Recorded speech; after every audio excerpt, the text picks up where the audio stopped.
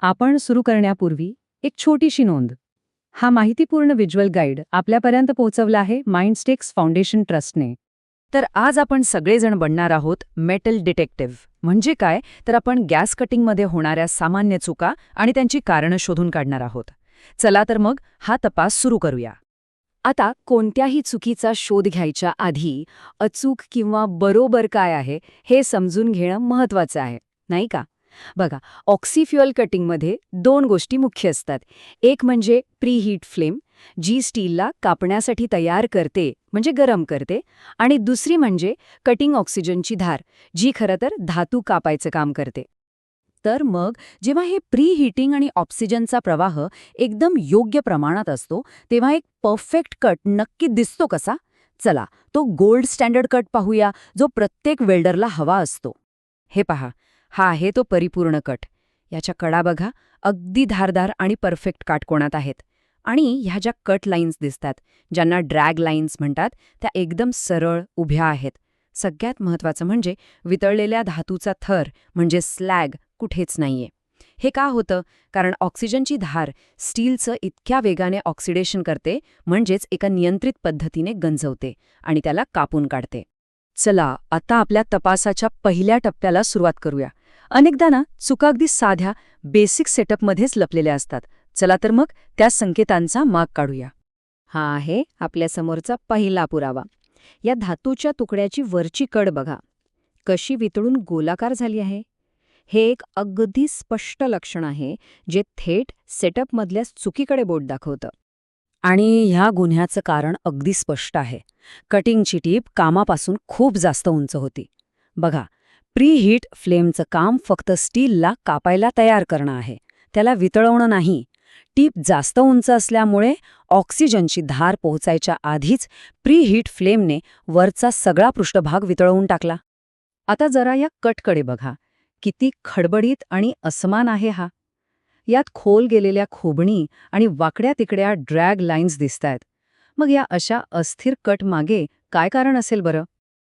इथे तपास अगदी उलट्या दिशेने जातोय. ह्या केसमध्ये टीप स्टीलच्या इतकी जवळ होती की प्रीहीट फ्लेम कटच्या आतच जळायला लागली. यामुळे झालं काय की ऑक्सिजनच्या धारेत अडथळा आला आणि हा कट इतका खराब आणि खडबडीत दिसतोय. चला, आता पुढे जाऊया. आपण आता गॅसच्या मिश्रणामुळे धातूवर काय परिणाम होतो याचा अभ्यास करू. कारण कधीकधी खरा गुन्हेगार हा वापरला जाणारा गॅसच असू शकतो. या कटमध्ये वरवर पाहिलं ना तर अनियमित रेषा दिसतात, पण जरा बारकाईने पाहिलं की तळाशी एक लहानसा खड्डा किंवा ज्याला अंडरकट म्हणतात तो झाल्याचं स्पष्ट दिसतंय. हे असं का झालं असावं? हे म्हणजे कसं, चांगल्या गोष्टीचा अतिरेकाचं एक उत्तम उदाहरण आहे. इथे कटिंग ऑक्सिजनचा दाब इतका जास्त होता की तो धातू कापण्याऐवजी त्याला बाजूला ढकलत होता. आणि यामुळेच कटच्या पृष्ठभागावर दाबाच्या खुणा तयार झाल्यात आणि तो असा असमान दिसतोय. आता या गोलाकार वितळलेल्या वरच्या कडेकडे आणि त्याला चिकटून बसलेल्या स्लॅगकडे जरा नीट बघा. इथे उष्णता गरजेपेक्षा जास्त वापरली गेलीये हे अगदी स्पष्ट दिसते.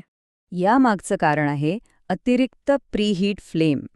जास्त उष्णता दिल्याने कटिंगचा वेग वगैरे काय वाढत नाही, उलट वरची कड वितळते आणि कामाचा दर्जा आणखी खराब होतो.